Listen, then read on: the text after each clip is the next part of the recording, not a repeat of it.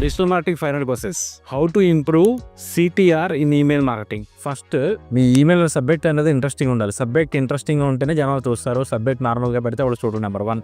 Number 2, email preview test ఉంది. అంటే email open చేయకుండా మనకు కొంత ఈమెయిల్ కనిపిస్తుంది. ప్రివ్యూ టెస్ట్ అనేది ఇంట్రెస్టింగ్ ఉండాలి. నెంబర్ 3, ఈమెయిల్ అనేది మొబైల్ ఫ్రెండ్లీ ఉండాలి. అంటే మన కస్టమరు మనం ఈమెయిల్ పంపిస్తే మొబైల్ డివైస్ ఓపెన్ చేయొచ్చు, వెబ్లో ఓపెన్ చేయొచ్చు, ల్యాప్టాప్లో ఓపెన్ చేయొచ్చు. మన ఈమెయిల్ అనేది మొబైల్ ఫ్రెండ్లీ ఉండాలి.